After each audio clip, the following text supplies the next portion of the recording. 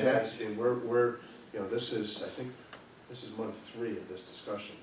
And, you know, we're going slowly purposely because we want to make sure that we get fine-tuned numbers and, you know, some things we've removed, a couple that we've added. But we want to make sure that everybody's comfortable with, okay, yes, let's do all of the right-hand column, or let's do all of it minus these 3 items, and we can pick and choose which ones we want to do.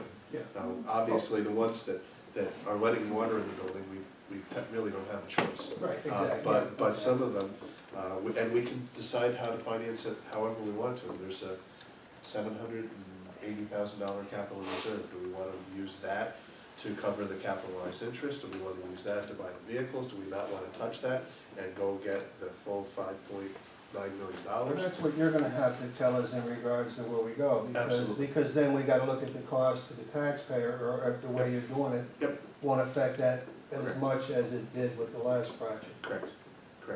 The one thing. Because the only way we can extend that is that through a bond issue, or is that No, the we can do a process? bank note. We can do a bank note. This would And be we're a at bank note. 2022 now rather than 2021, is that correct or no?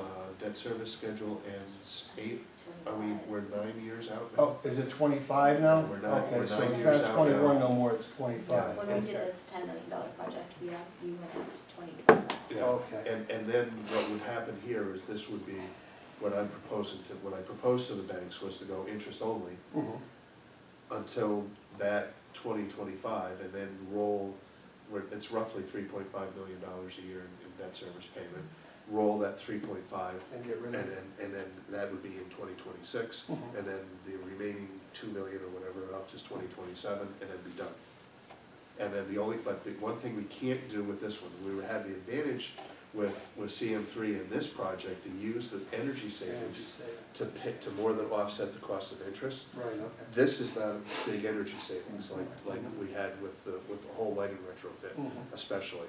So what we would have to do in this scenario is we would have to pay the interest. Insulating the pipes and heating pipes and all that stuff, wouldn't get It us will. in there somehow with energy? It does have impact, and Does have some there impact. are some energy savings on the cash flow for your $5.9 million project. Okay. Not enough to offset your annual debt service. Yeah, we were able to offset the energy savings in the last go around was 300 and some a year, 320. 330, 220. Yeah. The energy savings on this one's going to be nowhere near that, Mhm. and the interest cost is going to be 238 to 240. So the impact on originally would be somehow, some way, we need to budget $240,000 for the next 8 years until we start running off our debt schedule to pay for that. And it's, you know, if you fund it one time and then it's that 240 is there, then you're done. Or, again, that's where we have to have this, that's why it's a long and important conversation. Yeah.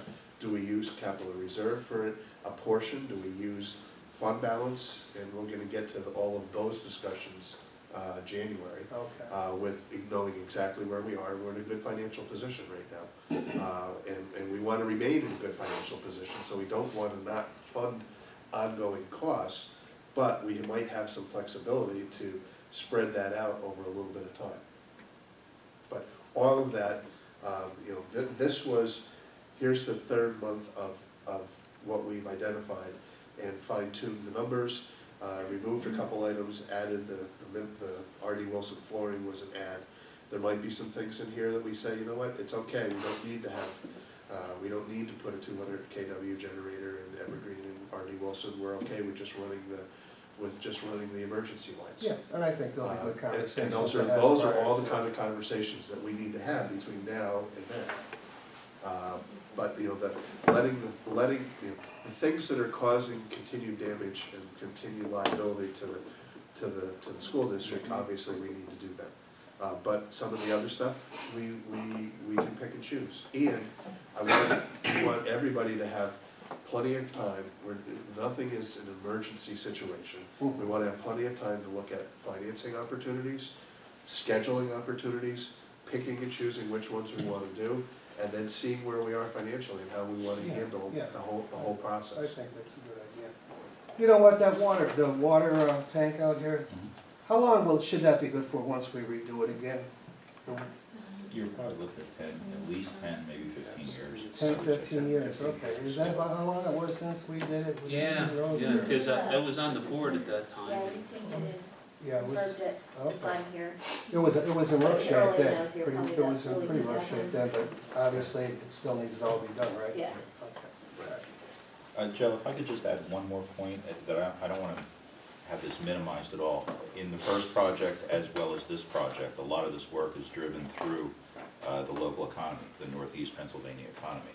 So that's more revenue just staying at home, Right, so and to speak. that's a good point, Nate, Yeah. yeah. Yeah, and we really did appreciate what you did locally through Joe, with Joe Absolutely. and yourselves, to use a lot of local people.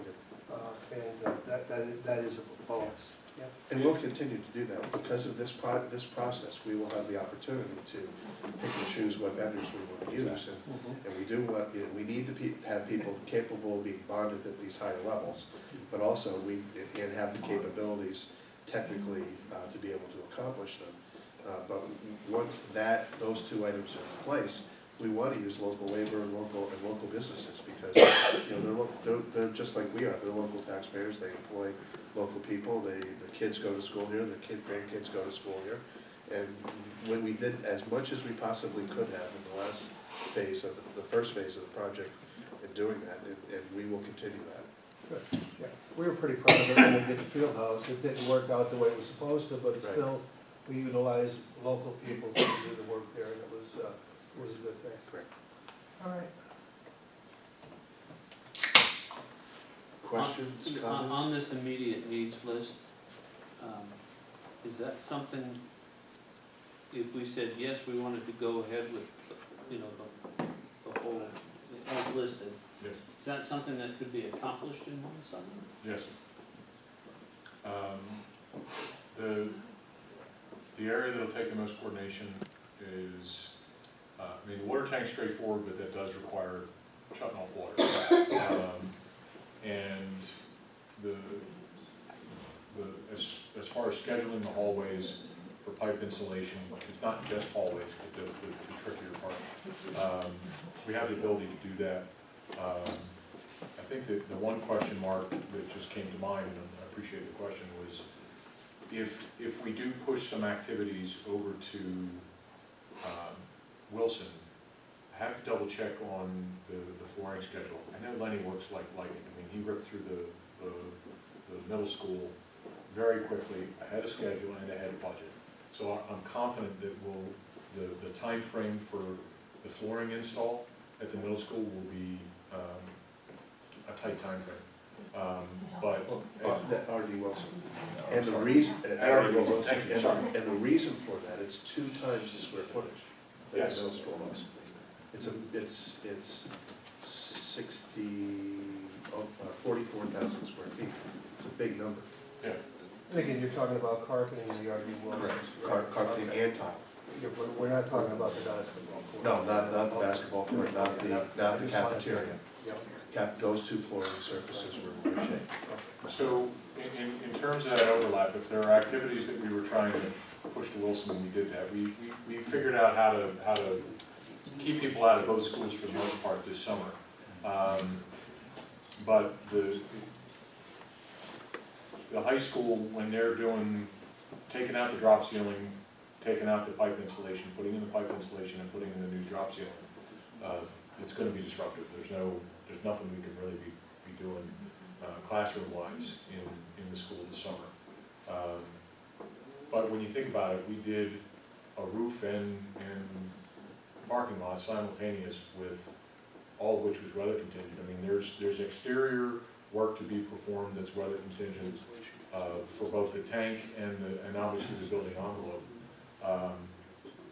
But this is probably less heavy lifting, I think, than this past summer was, just because we were trying to do 2 scopes that both wanted to be in the same place. One was on the roof and needed to be in the parking lot. One wanted to rip off the parking lot and not let anybody near there. And we were able to figure out how to coordinate that pretty well, so. And then you had all the work going on up at the RD Wilson. Yeah. Yeah, you had a lot Absolutely. going on there too. You don't have to secure and button up at the end of the day either. I mean, you can pretty much go through the building in a linear fashion. I mean, you gotta keep a good work site and all that, but we're not worried about a storm coming in and you know, dumping it on an open roof, that kind of thing. So, but you know, it's gonna be aggressive to do the insulation on the ceilings. And there are lead times. One of the reasons why we have plans for the auditorium seating and the large group instruction seating is because of that lead time. So that conversation started back in August. And as we've been working through that process, so long as they are confident that a project's gonna move forward, and then we can turn around with the contractor and the purchase order form, we can get on the schedule, make sure that we're where we need to be, because when you're doing, there are certain vendors that when they're specializing in K through 12, they're gonna, you know, it's who's first in line for this summer's install season. So that's one that we'll wanna stay on top of. Other than that, I think we should be in good shape. I think we initially at least explored the opportunity of maybe trying to do that scope during the year, but we're not at a place where that's feasible. But it is very feasible for summertime install. So I don't think there's anything that we propose that would be a challenge for finalizing an install this summer. On the high school, the brick panel solution to the envelope there, did you guys ever get a stucco price instead of the brick panel? I asked for one specifically, and the response was the proposal that they were gonna move forward with was the brick panel. There wasn't a significant cost savings, and if I need to go back to them and get that information, that's fine. But I had that meeting last week with the Masons to ask specifically for stucco, and they said they weren't comfortable moving forward with that as a solution for this location. The reason I ask is because once we have these brick panels on, you know, we might look at it and say, hey, that's great, and then we're end up spending money on doing the middle school because that's got the stucco right now. Shouldn't we just make it so that it's all the same? One way or the other. The entranceway, the two-story entranceway to the middle school is stucco. So here we are, we're No. gonna have two different solutions to almost the same problem. Are we gonna end up going back and saying, oh, we want the brick panels on the middle school now to make it all match? I don't necessarily like that idea. Right now, it's that stucco, and then right next to it, butting into it, is the concrete panels. That's correct. They're there now, but, and it's a good question. Yeah. Two things. Number one, we want to put up, and please interrupt me, we want to put up what has the longest useful life Yep. at the most reasonable cost. That we can tie into the aesthetics of the building. The aesthetics of the building are important, but they're, you know, second/third in the pecking order. We want it to be a great useful life that doesn't cause us any extra maintenance down the road, a good install cost, and then aesthetically, you know, match the building. And I think that's what you're asking. I would just like to make it all the same, one way or the other. I know what happens, you know, we're gonna see this and we're gonna be in awe of it, and, well, why isn't it on the middle school so that we have one, everybody talks about continuity, so. How about, and I don't know how many panels and how many square feet that is. Well, the question I'm having, because then I want to make sure I'm thinking of that space the same way. There's a section where it looked as if it's at the same elevation as the other concrete panels. That the way they described it was when they had a flooding problem in that spot, they replaced it with stucco. I thought it was the same section, almost on two pillars on either side of the entrance of the middle school. That's correct. Correct. Was that a significant amount of square footage relative to the rest of the scope? It's the two panels in the center section, I believe, Kristen. I think there were only 3 sections there. And it was just, and when it comes to brick face, to match the rest of it, it would be just the lower panel and the upper panel of both of those. And then one in the middle, so there would be 1, 2, 3, 9 panels. We'll look at that. We'll look at that, and then. You're right. And I'm thinking, So the solution.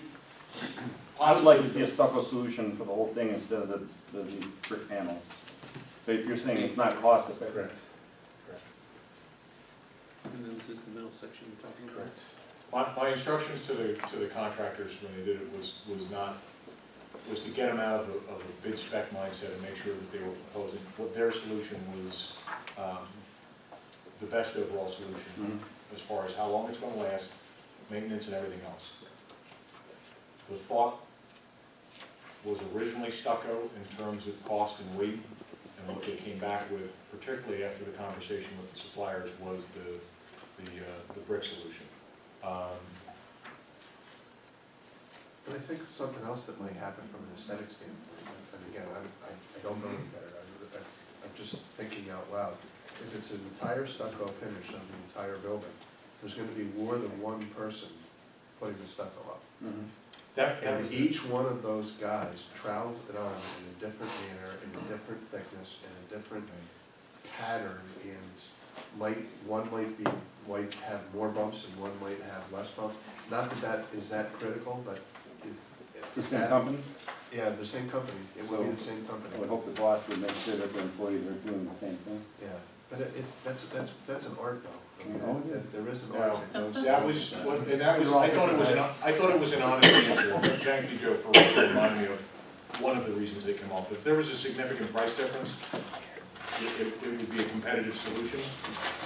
Price to how long it lasts, to what it looks like now, to what it looks like down the road. And that, the other kicker was the continuity of how long these expanses are. And it's not like you can get 3 guys to do the whole job. They're, because of the amount of, you know, Is the stucco how long it's leaking gonna right now? take, there's no way it's gonna be even.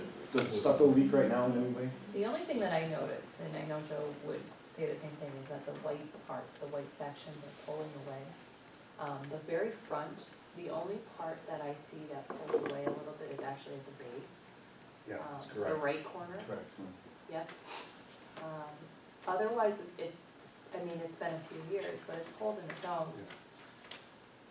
What, we'll reach back out, which is a good point. We'll reach back out to the contractor with a multicolor, whatever we're gonna do, stucco finish, and compare the costs, and then have them say, here's the advantage, here's the disadvantage,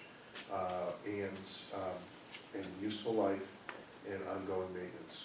The one thing about the stucco finish is there will be ongoing maintenance, because it's gonna need to be painted every 10 to 15 years. The brick face won't have any, but we need to be able to show, we'll do side-by-side comparison, Yeah. which is great, that's a great What point. you're saying is very valid, but we might end up, I mean, at this point, we may as well just spend money and put it on the middle school then too. Yeah, well, and we'll get that differential, so you're right. So I For the think. couple of panels that are there, Yeah. the 2 on the bottom, there's 2 in the middle, and the 2 all the way at the top would make sense if we're gonna do that, to do the same thing. And again, that's not a lot of square footage comparatively speaking to the whole project. Would it make sense at this point for this particular solution, we had talked about this earlier, to start talking colors and samples and get an idea of what we think would look right and go from there? Yeah, and If we were gonna go brick. and side-by-side comparison of price and durability, ongoing maintenance, and then if we're gonna go brick face, Roger it's a great point, we would want to include doing something with that major One way or entrance the as other. well, one way or the other. Right. Whatever direction we go, we wanna go have continuity of the look for the entire project. So to clarify, we want stucco option for everything, but then also an option to take this to the To new brick system. face that current stucco Okay. there, correct. Got it.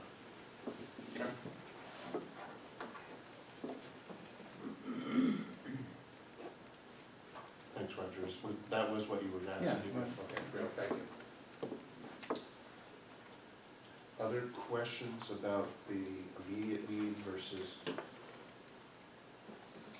timing? I mean, none of this is going to happen, other than the one section we definitely need to do as soon as we possibly can, is the server room air conditioning, because once we get above 60, 70 degrees outside air, with all the new technology equipment that's in there, we we can't keep up on keeping that room cool enough to keep the brains of the operation and all the technology from overheating. It really bound us down the first week, 2 Right. weeks of school. And that should have been laid out properly when we did the building, but it wasn't, so we need Well, to do that. and we contributed to that. Oh, we added on then We too? added, we added a whole bunch of servers. Okay. Yeah, and we added a lot of extra BTUs and new equipment and Right. battery backups to generate a lot of heat. Okay. And then found out, wow, there's a big insulated air conditioning cabinet that all those servers are in, Mhm. and it could only handle what was in there. And then we added some servers, and then we added the battery backup. And it got to be like 95 degrees in there. So we have to maintain our technology, so we Absolutely. have to do that. And it's still a lot, it's $34,200, but that, of everything that's here, that absolutely needs to be done immediately, Right. that needs to be done immediately. And because- when we do that, Next. we're gonna do it so that if they have to implement more Oh, yeah, we servers, did, that, but we set that up with 2 redundant oversized units to begin with. Okay. okay. Yeah, so you have room to expand there with your technology. Okay. Okay. Any other questions? Everybody good? The generator sizes again at the high school and middle school, what are they now versus what are they going to be? It depends on what your goal is. If you wanted to cover the entire building, you'd need somewhere around 1,000 kW for the high school and middle school combined. But they are grossly undersized for what you have. What's there now? It was Right 30 now, and 20 or something? yeah, it's about a 25 and a 30. You actually have one of each, and one in the middle school and one in the high school, neither of which is even close to being capable of providing true backup Mhm. power. Right now, it's just covering egress lighting for the most part. You need to cover your heating plant, you need to cover your walk-in coolers so you don't have product spoilage during a prolonged outage. Sewer and water. Yeah. Sewer We and don't water, have exactly. sewer and water coverage. Exactly. So you lose the building essentially when you lose power. Like I said, it depends on what your goals are. There are a number of school districts that are creating safe shelters as their schools. And they're sizing their electrical or their backup generator to their actual high peak for the year, including air conditioning, quite honestly. So it's a lot of money though. That's a lot of money to put that size of a generator in there, so I do understand the hesitation. And because the buildings were built at different times, there's a tremendous amount of money spent in that whole process of wiring, Rewiring, yeah. rewiring. Rewiring, so that's a good point, too. Because they're not all run through one big panel box, so you can just. So we've never been that unlucky that we lost everything, That's correct. and we go home if we have a short term. Right. And again, that's Yeah. why we want it, Yeah. and what you're both saying is exactly why we're bringing it now for future discussion. The chance that it might be our discussion that says, you know what, the high school, middle school, and RD, and Evergreen, if things are that bad with power, we're not gonna be in school, we're sorry, we're not gonna be able to be capable of spending the equivalent of over $1 million to be a shelter. And therefore, we're not going to do it. I mean, the combination of those 3, 500, 277, yeah,